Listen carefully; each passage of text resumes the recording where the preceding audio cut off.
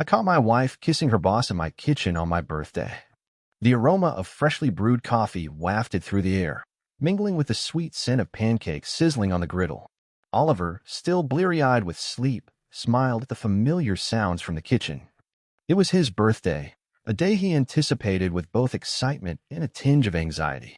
Sophia, his wife, had always been the spark in their lives, and today, it seemed, she was determined to make it special. As he pulled on an old, comfortable shirt, he reflected on their life together. 8 years of mostly laughter, shared dreams, and love that had weathered its storms. Sure, their marriage had its rough patches, but this day felt different, infused with an energy that promised romance and rekindled intimacy. Yet, as Oliver headed downstairs, a strange knot began to form in his stomach. He dismissed it as a typical case of nerves, reminding himself to focus on the positives. The two had made plans for a celebratory dinner later that night with friends, and he was eager to let himself be swept up in the festivities. What he couldn't have anticipated, however, was the new reality that awaited him, a truth that would unravel the very fabric of their relationship and alter his perception of love forever. The moment he stepped into the kitchen, the warm light streamed through the window, revealing the chaos of plates and utensils carefully arranged, all silently beckoning him to indulge. Sophia stood by the stove, her hair pulled back into a messy bun, a light sheen of flour dusting her apron. She looked radiant, her face glowing with an enthusiasm he had grown to adore. "Happy birthday," she sang, her voice melodic as she turned, a spatula in one hand and a pancake in the other. "Thanks, gorgeous." "This looks amazing," he replied, the heaviness in his heart temporarily lifted by the joy reflected in her eyes. He stepped closer, inhaling the sweet and salty scents merging together, a familiar cocktail of home that made his heart swell. He pulled her into a gentle embrace, his heart thumping along with the rhythm of their lives, a steady beat he had always believed would carry them forward. Sophia leaned back and looked into his eyes, searching for something. Did she too feel that small flutter of uneasiness? Or was it just him? "I want a day to be perfect for you. I have a few surprises lined up," she said, her smile widening as if she held the secrets to a treasure chest filled with delights. "What surprises?" "You know I hate surprises," he chuckled, trying to dispel the nagging intuition that simmered beneath the surface. Yet a part of him felt light, intoxicated by the happiness that enveloped him in moments like this. "Oh, come on. Just let me spoil you a little," she teased, rolling her eyes playfully. He loved that about her, her ability to make him feel special on seemingly mundane days. Perhaps today would be a return to that effervescence, their connection rekindled. As they moved towards the dining table, he caught glimpses of their life together, the framed photos of vacations and milestones, a timeline of love that he cherished. It was hard to imagine that underneath this happiness lurked any shadows. Still, the knot in his stomach tightened, wrapping itself around his heart like an icy vine, as if it were an ominous warning he couldn't quite decipher. "Why don't you go get ready?" "I'll finish up here," she suggested, glancing back at the pancakes. Her cheerful demeanor, intoxicating as it was, barely brushed against that creeping doubt that had rooted itself in his mind. "Okay, but don't burn anything," he called over his shoulder as he headed back upstairs. The irony of his light-hearted comment struck him. Was it a mere jest, or was it his own subconscious trying to conjure imagery of disaster, something to stave off bliss in exchange for a lurking sense of foreboding? As he splashed water on his face, looking into the mirror, his reflection revealed a man caught between hope and unease. He could hear Sophia's laughter rising and falling like a tide in the background, but a part of him hesitated, tethered to an unsettling intuition that something beyond this joyful facade was amiss. He shook his head, chasing away the unwanted thoughts. It was just his imagination, right? He and Sophia were solid. They had navigated previous dramas and emerged stronger. They had built a life together, a mosaic of shared experiences that held no room for infidelity. With that mantra echoing in his mind, Oliver slipped into a clean set of clothes, running his fingers through his hair as he prepared to step into the day. He resolved to embrace the celebration, to connect with the warmth and the laughter. He could feel the anticipation rising as he descended the stairs again, the promise of the day's delights mingling with the remnants of his earlier apprehension. Yet, as he reached the bottom of the stairs, hesitation seeped back in. For a moment, he lingered in the hallway, the atmosphere shifting, an electric charge of tension swimming through the air, an almost palpable divide between the euphoria of celebration and the nagging whispers of the mind. "Everything okay?" He called into the kitchen, his voice tinged with curiosity. Uncertainty pooled in his gut as he waited for her response. Just great. Really, Sophia replied, her tone bright, but he could detect a faint waver beneath the surface. He steeled himself against the vulnerability trembling in his chest, telling himself it was merely the effects of an overactive imagination. He was good at playing pretend. Perhaps it was time to immerse himself in the performance again. But deep down, as he walked into the light, ready to celebrate his special day, he could feel the undercurrents shifting, unaware that they traced a fragile line between love and betrayal. And as he turned the corner into the kitchen, the certainty of that bittersweet truth awaited, shocking, inevitable, and forever altering the course of their shared journey. After a celebratory day at work filled with well-meaning surprises from coworkers, I felt elated, buoyed by an unexpected sense of joy. Yet, as I turned into the neighborhood, the shadow of a strange black car parked in my driveway triggered a chain of unease. Rationality told me it could be anything, a delivery, a guest, but instinct whispered that something was amiss. I parked and hesitated at the front door, an unseen weight pressing heavily on my heart. Happy birthday! I had imagined Sophia's cheerful voice filling the house, laughter dancing through the air as she whisked me into a warm embrace. Yet as I stepped inside, I was met with a suffocating silence that only intensified my growing apprehension.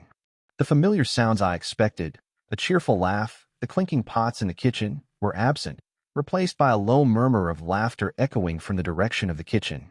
It sent a chill down my spine, each echo a reminder that my intuition often held true, that it wasn't merely the invention of an anxious mind. Curiosity piqued as my heart raced. I reluctantly approached the kitchen door, each tentative step heavier than the last. The cool metal of the handle felt foreign in my grasp, my pulse quickening with each moment of indecision. I should have called out, but my voice faltered, knowing it would draw Sophia's attention away from whatever secret was shared behind the door.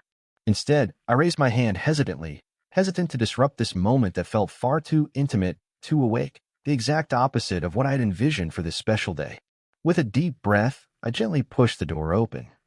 The sight before me was more than I could have ever prepared for. There stood Sophia, laughing as she leaned against the counter, her eyes alight with joy. But it wasn't just the warmth of her laughter that froze me in my tracks. It was who she was sharing it with. David, her boss, his tall frame casually invading what should have been our sacred space, our home. The two of them were intimately leaning close, the warm light of the kitchen casting a glow around them, as if they were a world of their own. I felt as though I had been punched in the gut, the air rushing from my lungs in shock, disbelief wrapping itself around my throat like a noose.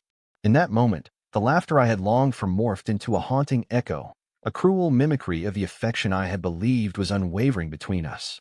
They shared a kiss, soft, tender, disregarding the sanctity of our life, our love, right in my kitchen. Time stretched, partially blurring their features as my vision narrowed, focusing solely on the betrayal stealing the breath from my lungs. Oliver!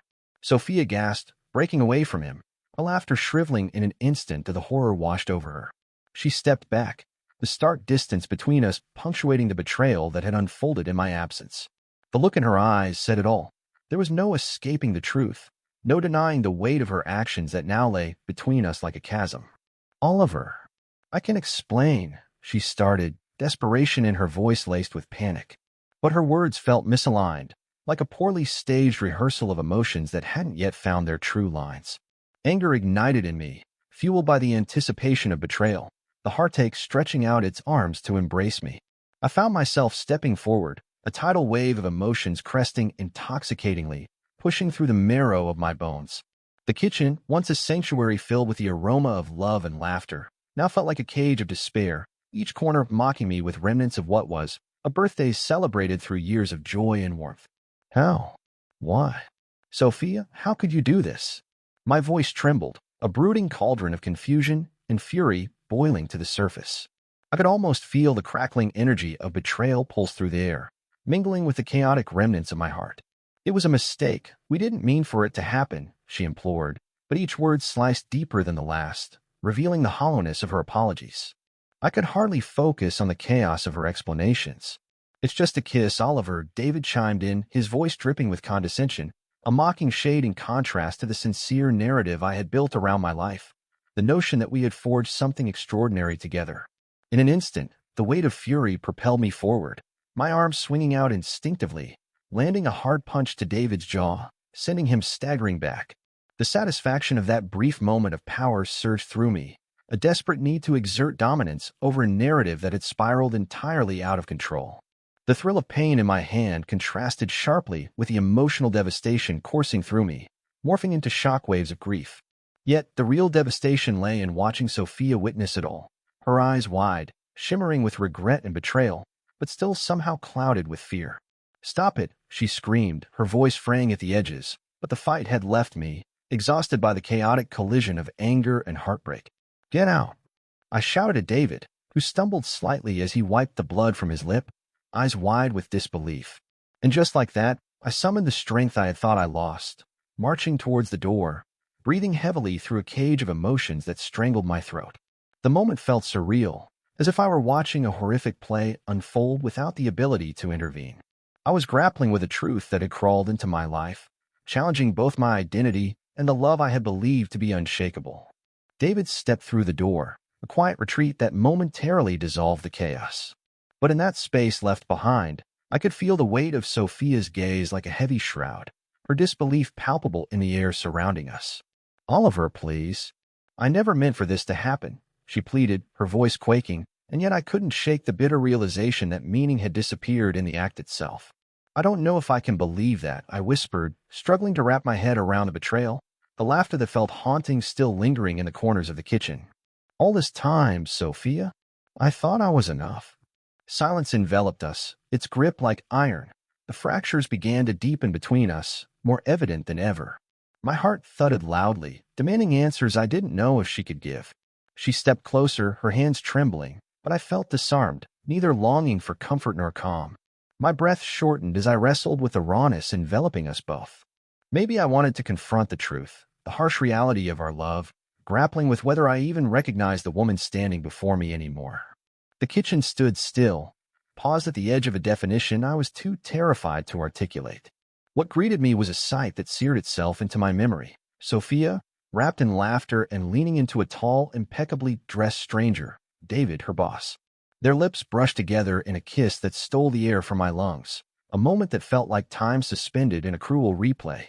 Confusion and disbelief crashed over me like a cold wave, extinguishing the warmth of celebration. Rage ignited within me, boiling over the edges of my shock. I could hardly believe what I was witnessing. "Oliver," Sophia gasped, breaking away from David. The horror in her eyes mirrored my own, reality dawning as she understood the gravity of the moment. It felt surreal, like watching a horrific play unfold in half-light. I confronted them, hurt spilling forth as I demanded to know how this could happen in our home, a space that once symbolized love and trust. My mind raced, desperate for explanations that felt distant and unattainable. "How could you do this?" My voice trembled, choked with betrayal. The disbelief morphed into anguish that twisted my stomach. The kitchen, adorned with remnants of celebrated birthdays and shared meals, now felt invasive, an arena for a battle I hadn't signed up for. "It was a mistake," Sophia started, her voice a frayed whisper, as if she were trying to mend something that was beyond repair. But apologies were not what I needed. They felt inadequate against the tidal wave of emotions crashing down around us. "It didn't mean anything," she added, desperation coloring her words. A bitter laugh escaped my lips, cutting through the air between us like a blade. "Didn't mean anything," I echoed incredulously. Each word dripped with disbelief, every syllable a reminder that she shared something deeply intimate with someone else. I looked toward David, whose smug expression was grating, like salt rubbed into my wounds. "Just a kiss," I continued, my voice rising, filled with a volatility I hadn't anticipated. "You know that's not true. You don't kiss someone out of obligation. You don't—" "Oliver, please. I can't explain all the details right now," she cut in, her eyes wide, glistening with tears that only added to the betrayal. "But you have to understand. It was a mistake, a moment of weakness." "Moment of weakness?" I felt my heart clench painfully at her words. "And so all those cozy dinners and late nights spent working on projects mean nothing?" My voice trembled again as fragments of our life together flashed before my eyes. Memories once cherished began to feel tarnished. David piped in, looking unruffled despite the chaos swirling around us. "It's not what it looks like, Oliver. We didn't plan for this to happen." The casual indifference in his tone only stoked my rage further. like adding fuel to an already raging fire. "Get out!" I shouted, the words explosive in their urgency, as if they could somehow shatter the suffocating weight of the moment. Although I didn't want to be the one throwing people out of my own home, I felt as if the sanctity of our space had been violated, rewritten in a language of betrayal. "Come on, Oliver. Let's talk about this like adults," David pleaded, attempting to regain control over the situation. Yet I wouldn't let him. Every fiber of my being ignited with resentment and raw anger, pushing me to act. I surged forward, fist clenched, hitting him hard across the jaw in an instinctual reaction that felt as much empowering as it was destructive. The satisfying thud of contact reverberated through me momentarily, igniting a flicker of defiance amidst the heartache. David stumbled but quickly righted himself, his expression shifting from surprise to indignation. "I was not about to back down. You have no right to talk to me like that when my entire life is crumbling at your feet." "Oliver," Sophia cried out, her voice filled with fresh panic, pulling my attention away from David. "Please stop. Fighting won't solve anything. Let's just talk." I inhaled sharply, trying to regain some semblance of control over my racing heart. In the charged atmosphere of the kitchen, the memory of loving conversations shared here felt hauntingly far away. I glanced at Sophia, her expression a blend of fear and regret, and what struck me most was how utterly lost she appeared, much like I felt. Yet, that did little to fill the chasm that had opened up between us, a gulf deepened by betrayal and disillusionment. "What is there to talk about?" I asked, my voice quieter now, but the sting of anger simmered just beneath the surface. "You brought him into my home, our home. You chose to share an intimate moment with someone else while I was out celebrating. How can you expect me to just forgive that?" Her look shifted to one of genuine agony, and for a fleeting second, I saw the Sophia I knew, my partner, my love. Her resolve seemed to weaken, yet the muddied waters of regret had not yet cleared. "Please believe me, I never wanted this.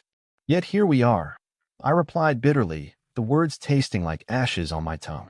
"You've put us here, Sophia. You've broken something that I'm not sure can ever be fixed." My heart twisted as I spoke. The heavy silence that followed felt like an eternity, pressing down upon us until it suffocated the words left unspoken. My kitchen, once a symbol of warmth, now embraced desolation. Lamps glowed softly, casting shadows that danced uninvited, taunting us, as if they were the only witnesses to our unraveling. David, seemingly aware of the emotional storm that had uprooted everything, took a reluctant step back. "I think it's best I let you talk. Just know, I didn't mean for it to go this far." His words were hollow, offering no reassurance, no closure, as he turned and exited the kitchen. As the door clicked shut behind him, I felt the weight of Sophia's gaze settle like a shroud. The air was electric with unspoken questions, demanding answers we weren't prepared to face. "I don't know if I can get past this," I murmured, confession tasting bitter. Tears spilled down her cheeks, the evidence of the pain we were both submerged in. "What do we do now?" she whispered, her voice frail. Though she appeared vulnerable, her presence felt suffocating, heavy with decisions yet to be made. I need time," I replied, the words barely escaping my lips.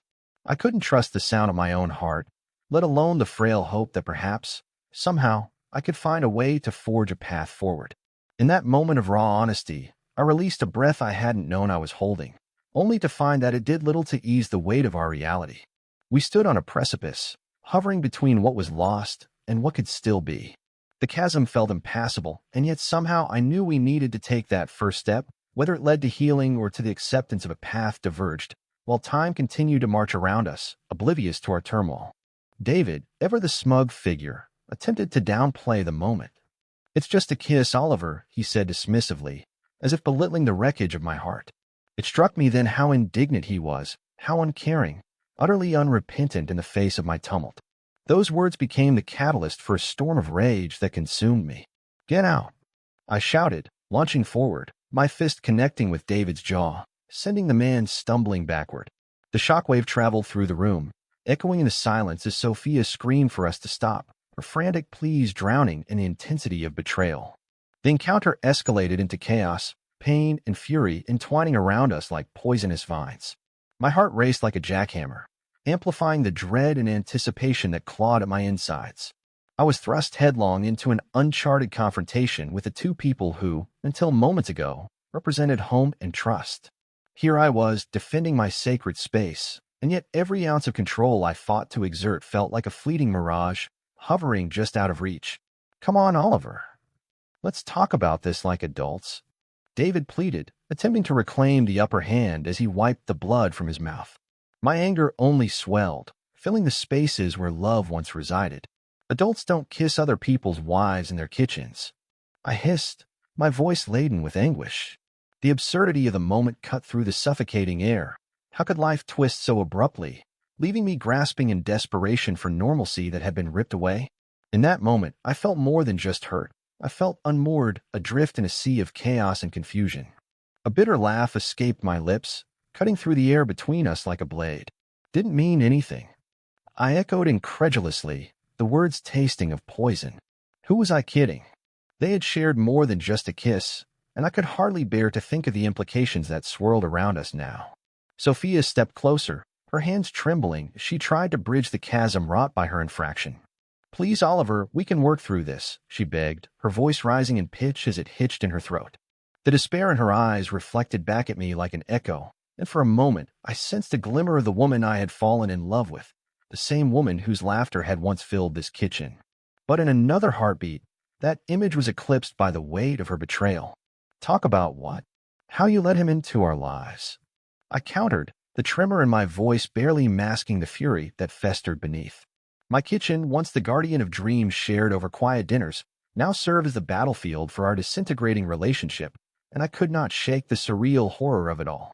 I could smell the bitterness of betrayal in the air, a pungent reminder of what had transpired just moments ago. What is there to even say? I felt my heart clench painfully at the thought of our memories collapsing under the weight of this revelation. You've put us here, Sophia. This isn't just some fleeting mistake. It's a wound that goes deep.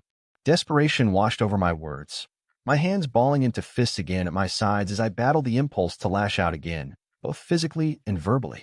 Sophia's response was a lifeline thrown in stormy seas, but it felt woefully inadequate. You're right, she continued, her voice barely a whisper, each word heavy with remorse. I'm messed up. I don't know what I was thinking. It was a moment of weakness, but I love you, Oliver. Her confession hit me like rain in the desert, refreshing yet utterly discombobulating. Love. I spat, my voice laced with incredulity. You call that love? The bitter taste of her betrayal festered as deep-seated resentment flared to life. You do not get to claim love after this. Not after. I gestured toward the empty space where David had been standing, but felt the weight of that moment settle directly between us like an insurmountable wall. David's indifference cut deeper than I expected. You don't have to make this uglier than it already is, Oliver, he said, his tone feigning calm. I didn't plan for any of this to happen. How insipid those words sounded, floating around the chaos like smoke without fire. A sickly wave of rage washed over me as I realized just how repulsive his smugness felt. I turned my fury back to him, watching the color drain from his face. You think this is a game? You think my whole life is some plot twist for your amusement?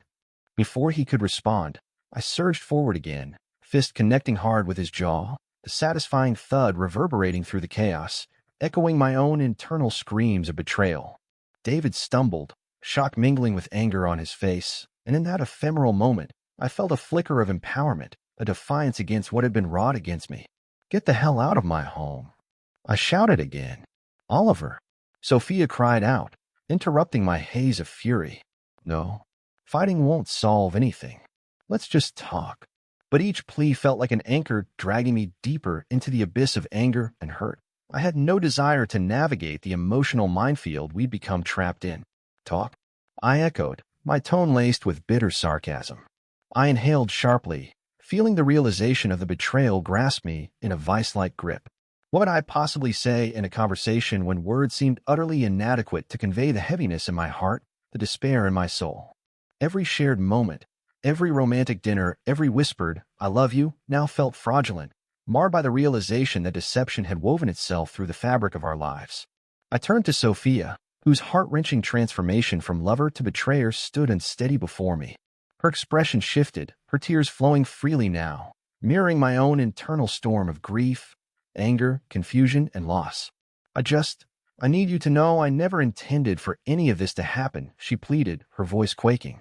Yet her admission felt heavy with inadequacy. Every unfulfilled promise echoed back at me, like the haunting refrain of a somber song that spoke only of heartbreak.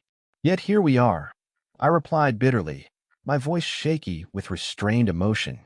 I felt winded. Each confession, each regret spilling forth had eroded our love bit by bit, leaving only jagged edges. After everything, after all my trust, what am I supposed to do? The silence that followed was heavy, filled with punctuated breaths and the absence of answers. I could still feel the warmth of the kitchen around us, the joyous laughter that had once echoed starkly contrasting against the silence of our shattered dreams. It taunted me, whispering the truth of what had been irrevocably lost. Oliver, please. I can't bear the thought of losing you, Sophia begged, desperation in her voice. The sorrow I saw mirrored my own, but it did little to dampen the intensity of the betrayal. I made a mistake, and I am so deeply sorry. That doesn't change what you did, I interrupted quietly, feeling the weight of her sorrow crash against my own. Apologies were mere words, fragile like porcelain yet heavy with the gravity of consequence, and they didn't erase the wounds now bleeding in the wake of her choices. For the first time, I let myself confront the reality of her admission. What did it mean to rebuild trust in a space stripped of it? The air grew heavier as I pondered the road ahead, uncertain and filled with shadows. Would our love be strong enough to bear this burden, or had it finally unraveled beyond repair? As David had exited through the door, I focused on the expanse of our broken relationship, and I wondered, could we find a way back to each other amidst the ruins? The weight of that question lingered like the fading scent of cake from the celebration that had now shifted into something dark and harrowing. In the unbroken silence, we stood suspended between healing and ruin, our hearts tethered by the history we shared and the chasm that now marked our connection. Time itself seemed to hang before us, every second stretched into eternity.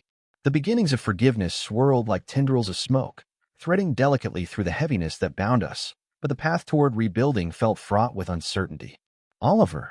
Sophia suddenly broke the silence, her voice trembling yet resolute. I'm willing to fight for us, but I need you to meet me halfway. Her words shocked me, reverberating into the stillness as I finally faced her. Time seemed to slow as a flicker of possibility ignited within the depths of despair. But could I truly open myself to vulnerability again? Would I dare to respond to her plea when trust had been so callously violated? The air thickened around us, a tapestry woven with the threads of love, heartache, and the inkling of hope as we tentatively stepped closer to navigating our uncertain future. Once David was gone, the adrenaline began to ebb, leaving me feeling hollow, like a balloon that had drifted too far and now hovered in a limbo of emptiness. I could feel Sophia's eyes on me, pleading, the weight of her gaze burning my skin. I could sense her desire to close the gap between us, a longing to reclaim the intimacy that had been shattered in a matter of seconds. Yet I was consumed by a whirlwind of anger, confusion, and heartbreak, emotions swirling within me like a violent storm. The kitchen, once a sanctuary, was now punctuated by the echoes of betrayal, each remaining aroma, from the pancakes, now cold and forgotten, to the lingering scent of coffee, a cruel reminder of how quickly love could turn rancid. Tell me everything, I demanded, my voice trembling with the effort. The enormity of the moment pressed painfully against my chest, and I suddenly felt trapped within a nightmare that felt all too real. Sophia faltered at my words, her lips parting as if to speak, yet they came out haltingly, incoherent, tinged with panic, every syllable darting away like moths seeking the light only to retreat into darkness. I swallowed hard as I listened, the validity of her frantic apologies sinking like lead. Each assertion of remorse echoed hollowly against the walls, drowning in the disbelief that filled every crevice of my heart. It was just a mistake, I swear, she insisted through tears, yet those words only fanned the embers of my anger into a roaring flame. Each tear that fell from her eyes felt like an indictment against us both, a haunting reminder of the trust that had slipped through my fingers like sand. Just a mistake? I challenged, my voice rising, resisting the urge to shout. Do you understand the gravity of what you did, who you let into our lives? This isn't some small misstep, Sophia. I gestured around me, my hands trembling with emotion as if I could pull our memories back into existence with mere gestures. Was I not enough for you? Did you think about me even once when you were with him? In the silence that followed, my heart throbbed painfully with a mixture of fury and sorrow. The air thickened, becoming almost suffocating as I searched for the right words to convey the agony tearing at my insides. The betrayal had wormed its way into the very fabric of my being, twisting my thoughts until everything I once felt about love now seemed tainted. Sophia stepped closer, the distance between us haunted by the shadow of her choices. "You know you're my world," she begged, her hand shaking as she reached for me, her fingertips brushing lightly against my arm. "What we have is real. It means everything to me. I love you." The words, raw and desperate, clawed at my heart as they shattered against the unyielding wall I had erected around myself. "Love," I echoed bitterly, incredulous. "You call that love? You turned our lives into a circus act, dragging your boss into our home." The taste of bile rose in my throat as I spat the words, the ridiculousness of it all wrapping around me like barbed wire. Her gaze, once vibrant and trusting, now marred by despair, tore at something deep within me. It was painful to watch her unravel, yet at that very moment, I felt untethered, adrift in uncharted territory filled with murky waters threatening to pull me under. "Oh, I didn't mean to hurt you." Her voice trembled under the heft of her admission, each word laced with regret. It was a moment of weakness, one that I am paying for now, but please believe me. "I love you, Oliver.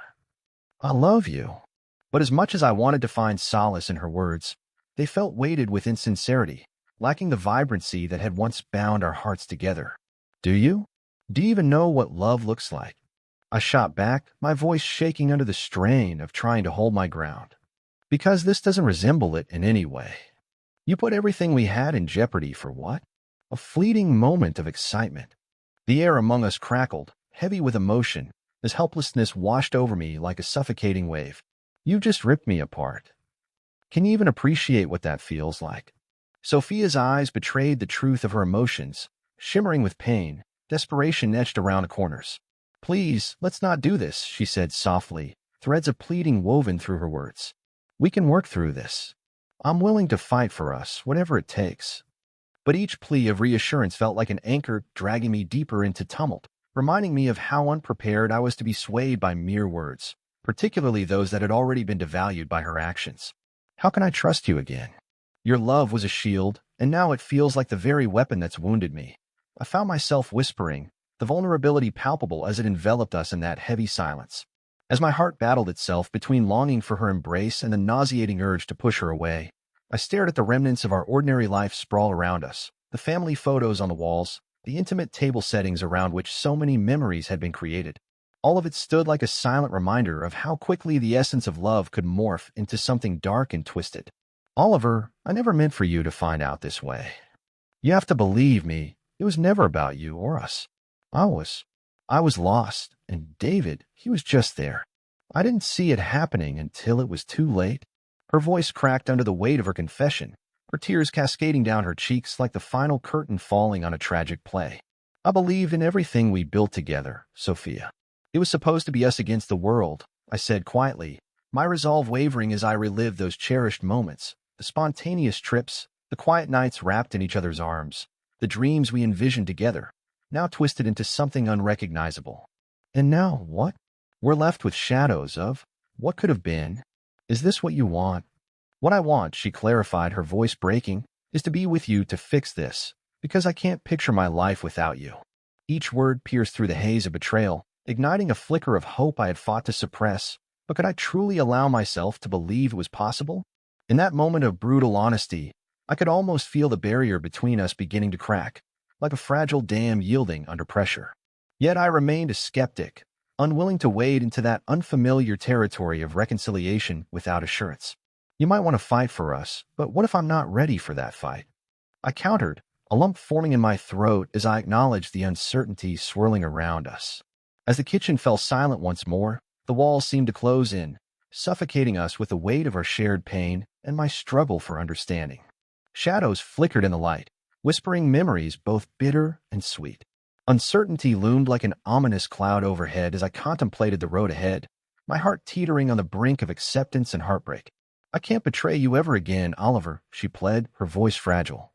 "I swear I'd shoulder every ounce of this pain if it would mean we could find our way back to each other. I don't expect you to forgive me right away, but I am willing to do the work." Her sincerity hung in the air, and for the first time, I saw flickers of vulnerability and humility within her, a reflection of my own pain mirrored back to me. Can that even be possible after everything? I pondered aloud, the whisper of doubt threaded through my thoughts. Maybe, she answered, hope blossoming amidst the sorrow. But we'll never know unless we try. Her words lingered, wrapping around us, the promise of a future woven into the fabric of our hearts. As we stood in the remnants of what was, bravely facing what could be, I realized the choice lay with us both. The sun had begun its descent outside, lending a soft glow to the world around us, and for the first time in what felt like an eternity, I wondered if perhaps, just perhaps, healing might still be within reach. However daunting, taking that first step meant embracing the uncertain, grappling with pain, and inching forward, together or perhaps apart, but finally navigating the new reality we faced. In that quiet moment of shared vulnerability, the weight of our love hung in the balance, awaiting its fate in a world brimming with both shadows and light. The world outside felt surreal, a stark contrast to the chaos that enveloped my heart as I stepped out of the house. My hands were still trembling from the confrontation, disbelief echoing in the hollow of my chest where trust had once flourished. I entered the car, the familiar sense of leather and worn upholstery offering no comfort but merely amplifying my disorientation. The hum of the engine was almost soothing, its vibrations a reminder of life moving forward, while I felt frozen in place, stuck in an internal hellscape. As I drove aimlessly, each street passed became a tether to memories I had long cherished. Familiar avenues morphed into blurred fragments of my previous life, the life where love was innocent and pure, unmarred by betrayals. I recalled the thrill of our first date, the way Sophia had laughed as I stumbled over my words, nervous but exhilarated. I remembered the warmth of her hand in mine as we walked through the park, the night we spent on a rooftop beneath the stars, tangled in each other's dreams. Those moments felt like a cruel taunt now, bright shadows casting doubt over everything I thought I knew. Red lights became my tormentors, dragging me into my thoughts deeper with every pause. The brake lights of idling cars lined up ahead flickered like unwelcome warnings, admonishing me to confront my reality. I clenched the steering wheel, feeling its coolness against my palms, an anchor amidst the chaos swirling in my mind. How long had it been going on? Were there signs I had ignored, hints buried beneath the surface that, had I looked closer, could have unraveled this disaster before it began? Each mile seemed to magnify the devastation. The laughter that echoed through the walls of our home felt like a cruel joke played on someone else, an illusion I had embraced with open arms. Now, it felt as if the very fabric of our shared history had slipped through my fingers like grains of sand cascading through an hourglass, leaving behind a hollow shell of what we once were. I remembered the way she would greet me at the door, her bright smile illuminating even the heaviest of my days. Now that smile was tainted by guilt and deception, as fragile as glass, ready to shatter with the slightest pressure. I turned a corner, weaving through the familiar neighborhood, haunted by ghosts that called out from every corner. In the distance, I spotted the little cafe where we had shared countless morning coffees, planning our lives over lattes and pastries, oblivious to the shadows that lingered just beyond the light. A memory surged unbidden, a crisp fall day when we had spilled sugar over each other's laps, laughing until our side hurt, the weight of the world lifting momentarily from our shoulders. Would I ever feel that lightness again? Could we return to those unguarded days where love felt like more than just a precarious balance? The question spun in my mind, but realization struck me. Nothing could erase the sting of betrayal. Each measure of my sorrow felt compounded by the weight of unanswered questions. I wouldn't let my anger blind me, but the prospect of forgiveness gnawed at the edges of my heart like a relentless tide eroding a shoreline. And what if she truly meant it when she said she loved me? What if she believed that in the dizzying whirlwind of her choices, she had lost herself, stumbled, and had begged for a way back? I winced internally at that thought, a bitter irony stinging my eyes. I craved clarity, but all I found was a cacophony of doubt and despair. I found a secluded parking lot and pulled over, in desperate need of solitude. My hands shook as I rested them against the steering wheel, the once safe space and the cocoon of my thoughts now feeling like a prison. I thought of Sophia and the way her voice had trembled, the way desperation had seeped into her every word. The sight of her, disheveled and tear-streaked, buzzed incessantly in my mind like a fly caught behind glass. I wanted to shield myself from further hurt, but I also felt an undeniable pull towards understanding. From my glove compartment, I pulled out an old photo of us, Sophia, beaming against a backdrop of sunlight, her hair dancing with the breeze. I studied her smile, a radiant symbol of the life we had built together, and my chest tightened painfully at the thought of losing it all. With trembling fingers, I turned the photo over and traced the familiar penmanship across the back, a note she had scrawled on a lazy Sunday, to my forever love. A wave of emotion crashed over me, my breath hitching painfully in my throat as sorrow and longing intertwined. Those words had encapsulated everything I believed about us. I was left hovering between hope and despair, facing the pivotal question: could I find a way back to that love, or had it been irrevocably tainted? Suddenly, my phone buzzed, breaking the stillness. The name flashing on the screen sent a tremor through me, Sophia. Relief and dread played an intricate dance within me as I hesitated. Part of me wanted to ignore it entirely and let the silence hang. I was not ready to face her again, not when my heart was so frayed.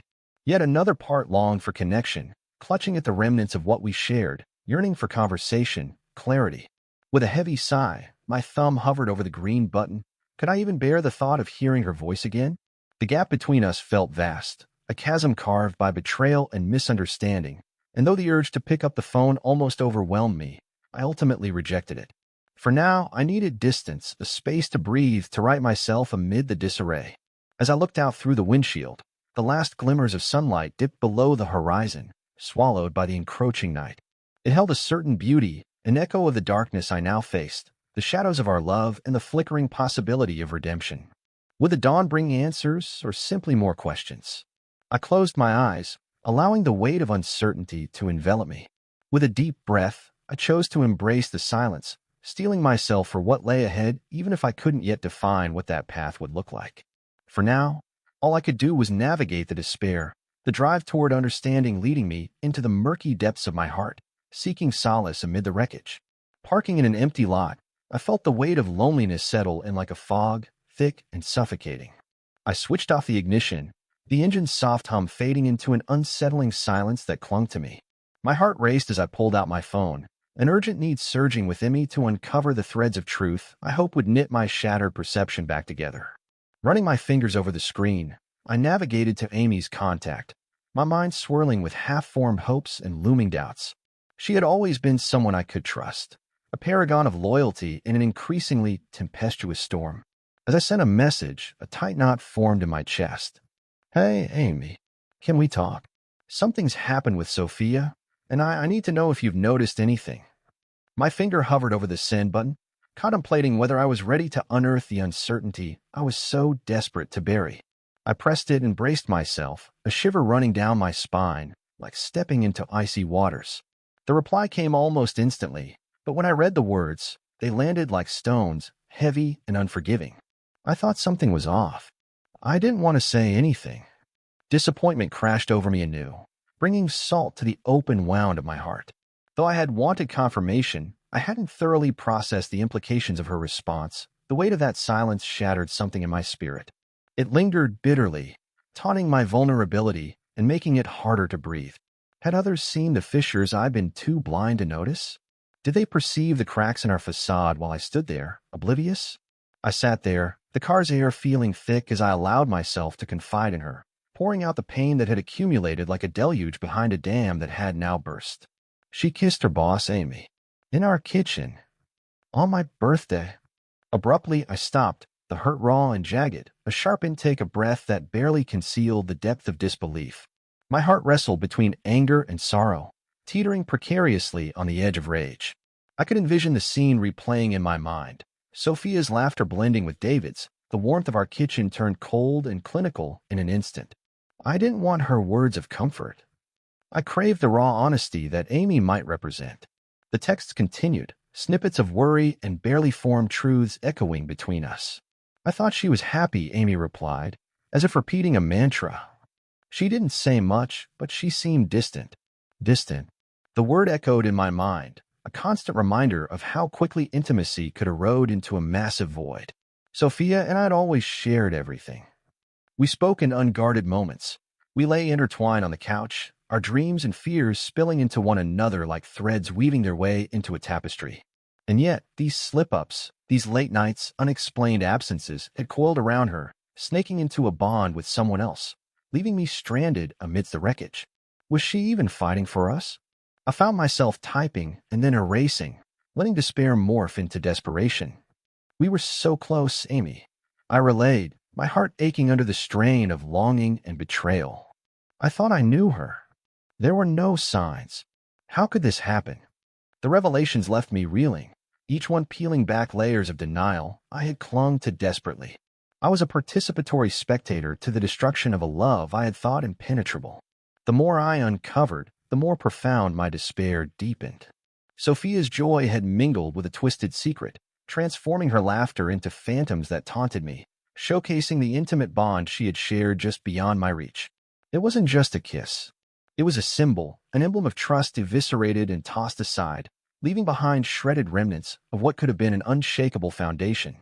I picture the evenings lost to her late returns, the dinner table laid for two, now a painful echo of what had been, a promise broken, fidelity cast aside.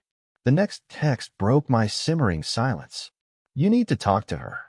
Face to face. Amy's words hung between us like an ominous cloud, a portent of inevitable confrontation. It felt like a blade nesting in my heart.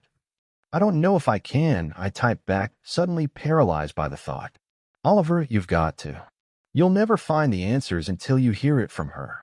There was conviction behind her words, a stark reminder that I couldn't run from this reality, much as I yearned to. I looked around the parking lot, sparse and vacant, the shadows lengthened with encroaching dusk. The emptiness around me reflected the turmoil inside. I was drowning, gasping for air in a sea of confusion and pain. What did I want from that conversation? Was it closure? Reassurance? Or the faintest glimmer of hope that maybe, just maybe, she could guide me through this darkened path, hand in hand, back to a place where love wasn't burdened by hidden truths? My breath hitched in my throat. Time felt as if it had suspended itself, each passing minute stretching into an eternity. This could either be the moment of reckoning or the last fragile thread that bound us together unraveling completely.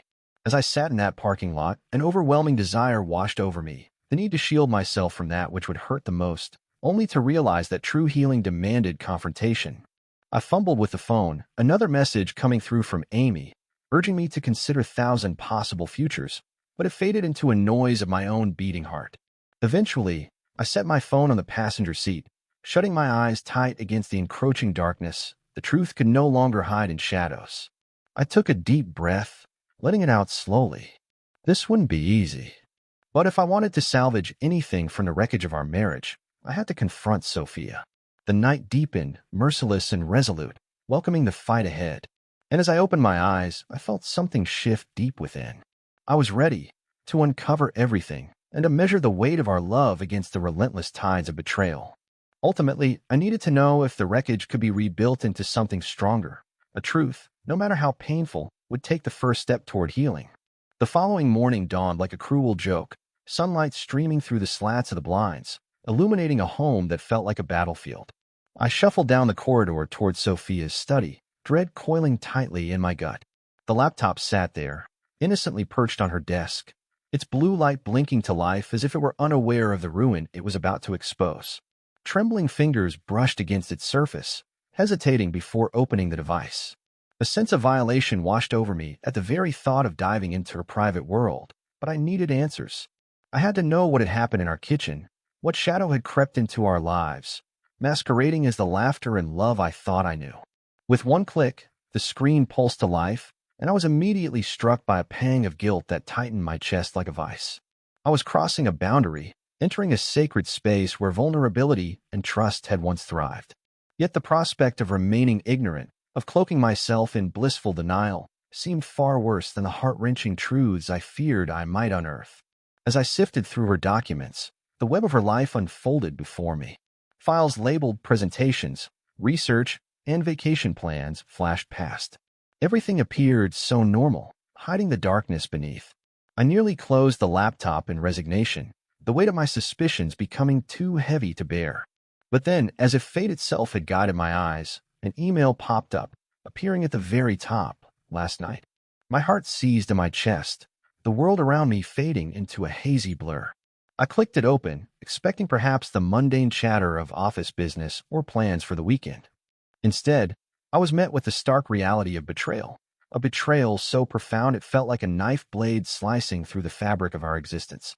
Oliver, you must understand that it didn't mean anything, Sophia wrote, her flowery prose betraying the gravity of her words. Each sentence pulled me deeper into a spiral of horror. We were just caught up in the moment. Things got out of hand. My mind was clouded as I read and reread the message, desperately parsing through the banality of her justifications, but each word turned like a twisted dagger within me. How could she? How could she engage in something so intimate behind the very walls we had built together? The fear that had settled in my bones now ignited into a white-hot rage. I pictured her lips brushing against his, that familiar laughter filling the room. That laugh, once a soothing balm, now mocked me from the shadows, echoing hollow in my mind. Daydreams of our future together, peppered with shared glances and whispered secrets, felt tainted. Every promise, every late-night conversation had been laced with deceit. I slammed my hand down on the desk, stifling the cry that threatened to erupt from my throat, a stern reminder that this wasn't just betrayal. It was an obliteration of everything I believed in. My breath grew shallow as I forged ahead through the threads of emails, each one unraveling the serenity of what I thought our love was built on. They painted a picture of at least a flirtation blurring the lines of professionalism, coiling around a shared connection that grew indistinct and tangled. There were messages discussing emotional support for projects, late-night brainstorming sessions that morphed into something more, a bond forged in secret beneath the facade of corporate ambition. They were intertwined like vines, creeping across barriers I thought were unbreakable.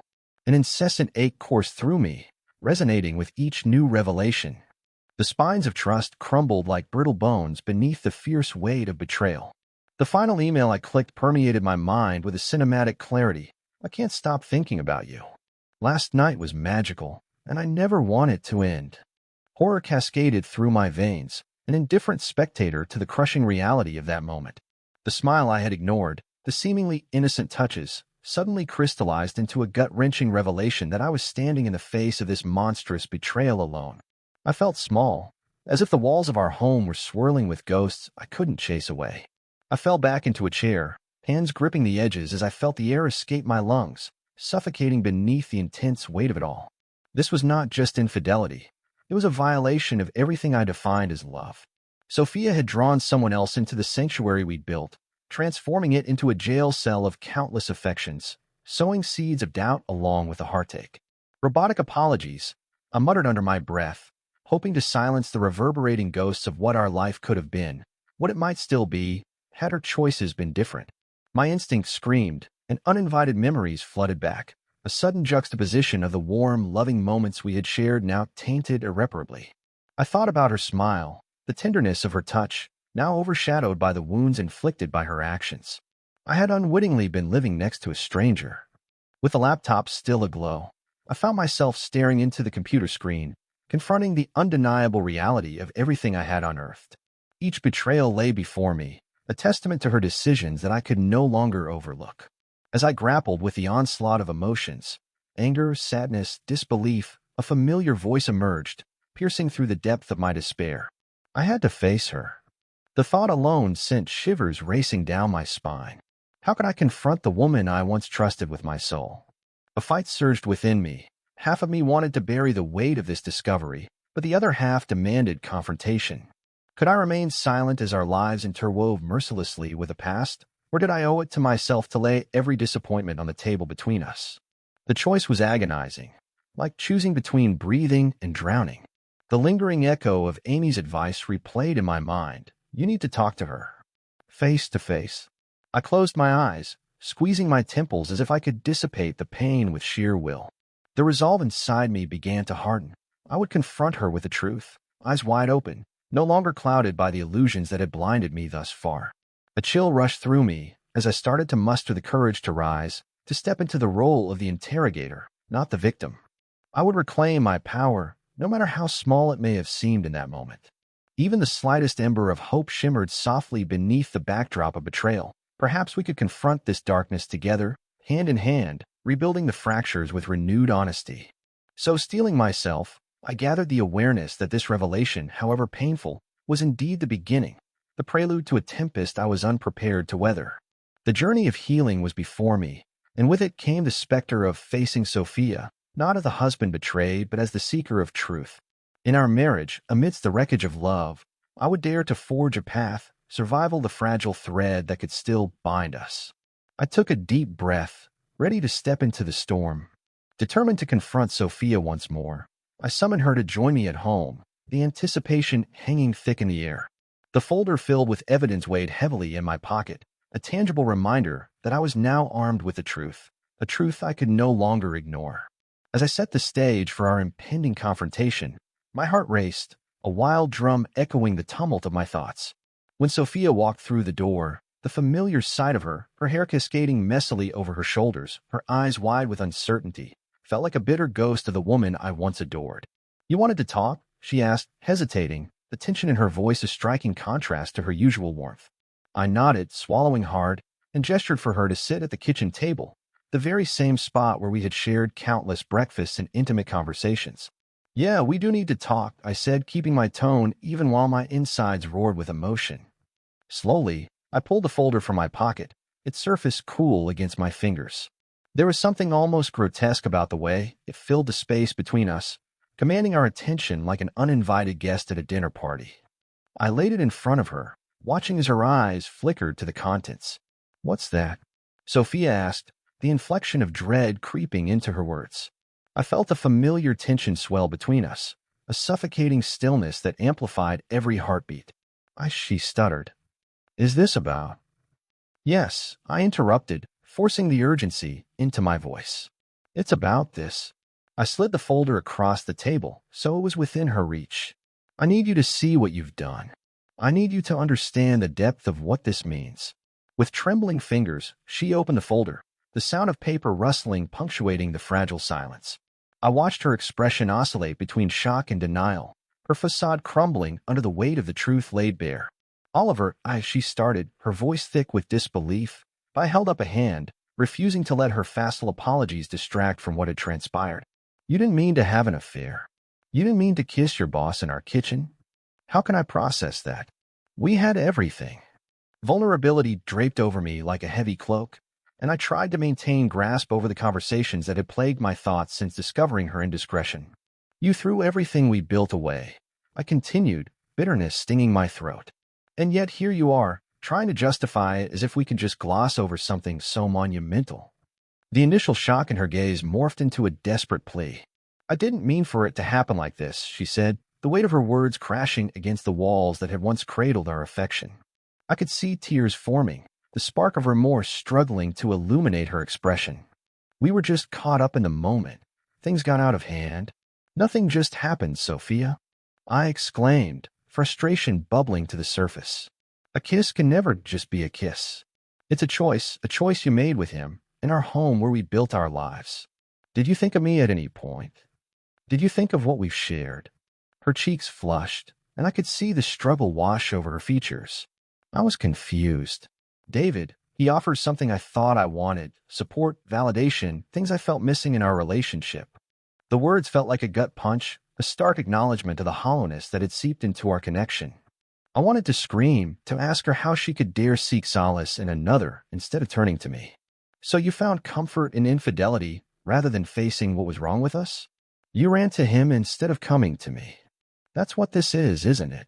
The rawness in my voice sliced through the fragile atmosphere between us, the unrelenting weight of betrayal still looming large. "I thought I was being strong," Sophia whispered, her voice barely audible. "I thought I could handle everything on my own, but I was blind to our own problems." The truth hung there, heavy, gnawing at the remnants of our shared life. Pain surged through me as I searched her eyes for any glimmer of the love I thought we had built upon the notion of partnership and honesty. Instead, I found an unsettling mix of sorrow and regret, a tragic montage of a marriage unraveling. "But you betrayed me," I said, the anguish unspooling in my chest. "This isn't just about you. It's about us. You put our home at risk and turned it into the very site of your infidelity. I'm left here picking up the pieces of my shattered trust, trying to figure out if there's any way to salvage the remnants of what we had." "I'm so sorry," she pleaded, the emotion pouring from her, raw and unedited. "I wish I could take it all back. I thought I could handle this myself, but I can see now I was wrong." My heart throbbed painfully in my chest, torn between wanting to embrace her, that conviction that she had encased herself in self-deception, imprisoning herself in the choices she made. "It's not enough, Sophia," I said firmly, my voice trembling with the weight of words more profound than I imagined. You need to understand this isn't just an apology. This requires accountability and an entire re-examination of what we are. Silence swirled around us, heavy and oppressive. I could feel the pressure building, manifesting in our shared space. This kitchen, our kitchen, once filled with warmth and laughter, now felt like a battleground stretching into the shadows of betrayal. I took a step back, breathing in the bittersweet air filled with echoes of sweetness gone awry. As my mind revolved around the myriad of questions racing through my mind, darting and colliding like shards of glass. Would I have the strength to rebuild? Did I still want to? The prospect of what lay ahead felt daunting, a landscape altered forever, but buried somewhere amidst the chaos, silently pulsating, was something unyielding, an ember of love obscured by pain but not yet extinguished. Maybe, just maybe, we could forge a path through this storm, hammering stones of deception into pebbles of truth, reshaping the future as men and women forever changed by the fire of betrayal. I just want the truth, Sophia. No more hiding, no more excuses. The words fell flat as the affection I held felt like smoke slipping through my fingers, but my resolve glimmered through the haze. This confrontation was barely the beginning, and as the storm raged on, I would hold on to that flicker, no matter how faint, as a sign that the journey was still ours to navigate. Days turned into weeks as the fallout of betrayal continued to unfold, dragging me deeper into an abyss of doubt, conflict, and uncertainty. The initial shock had evolved into a constant, gnawing ache that shadowed everything I did. The warmth of the sun seemed to feel colder, the laughter around me dulled to echoes of a distant memory. I wrestled with my emotions daily, each moment a battle against the tide of confusion and sorrow that wanted to drown me. Solitude wrapped around me like a second skin.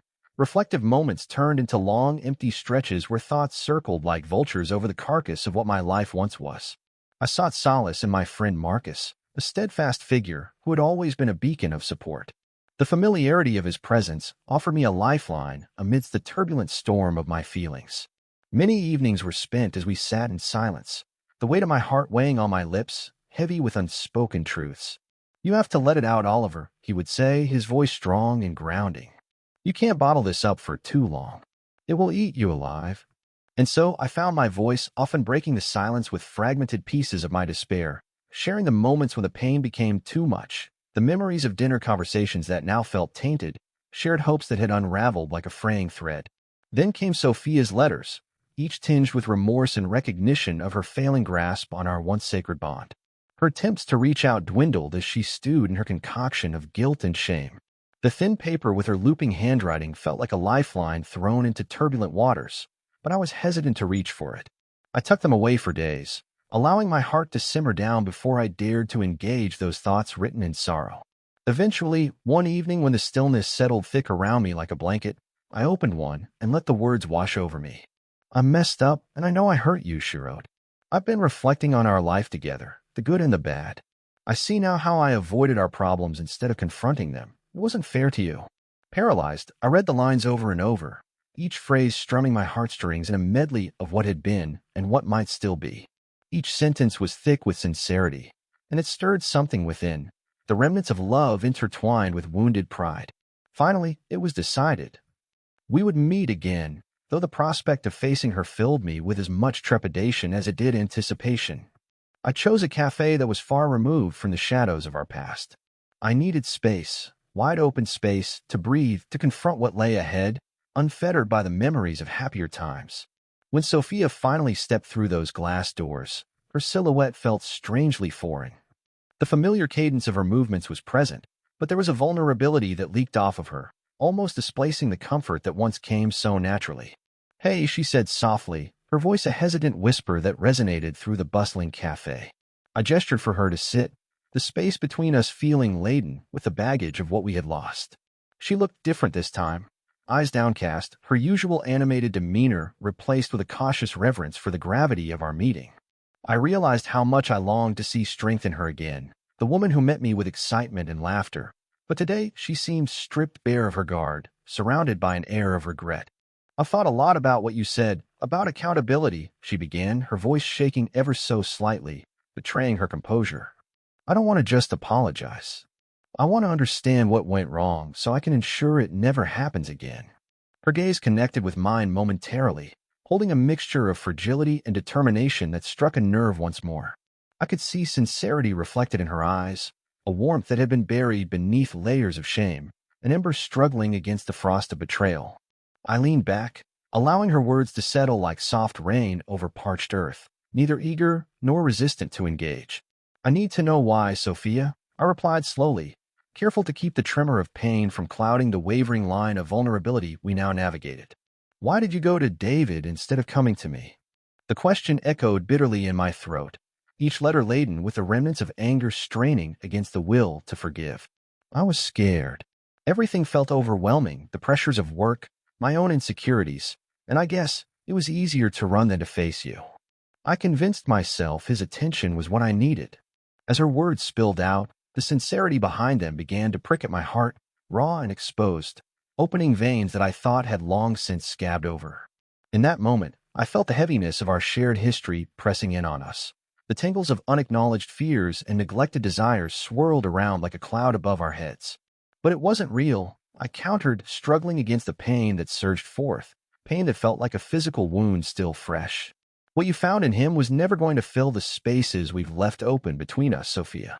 You ran away instead of confronting me. And that lingered. That made the wound deeper. Each word felt like it needed to be said, as if I was constructing a framework for everything I had been afraid to articulate. Now, sitting here, I understand that running cost me everything, cost us everything. Tears threatened to spill from her eyes, and the sight struck something deep within me, a balance between compassion and resolute strength. But the heavy silence returned, settling between us like a dense fog. My heart ached as I watched her wrestle with her heart, painfully trying to put into words the sense of loss we were both grappling with. The evidence of her transformation was evident, yet it was simultaneously so precarious. What did it mean in the face of the world we had built, the promises made, the dreams shared? As I sat before her, faced to the possibility of reconciliation, it slowly dawned on me that healing would not be a straight path. There would be numerous stumbles, pitfalls, and detours, but perhaps that was part of the process. Maybe the very act of confronting this chaos could serve as a catalyst for reformation, not just for her, but for me as well. The thought emerged, percolating quietly beneath the layers of my anger and hurt, that I did still believe in love, the genuine kind, the kind that could potentially weather the storms. Throughout my pain, I realized my role in this tale. I didn't want to be an antagonist in our story anymore. I wanted to assume the mantle of protagonist, forging a path toward healing, unearthing strength within the vulnerability I had guarded so fiercely. Our futures stretched before us, uncertain but draped in a promise of renewed hope. The flickering ember ignited a fierceness within me, a resolve to breathe life back into our love, not through blind acceptance, but through the understanding that growth often meant embracing the fire of discomfort, allowing it to refine us into something stronger. As we sat there, suspended in the possibility of redemption, I began to sense that perhaps the true essence of love was learning to let go, not only of blame and anger, but also of the image of what our lives had once looked like. To allow ourselves, in the face of such turmoil, to choose growth over stagnation as we cautiously relayed our next steps in this journey together.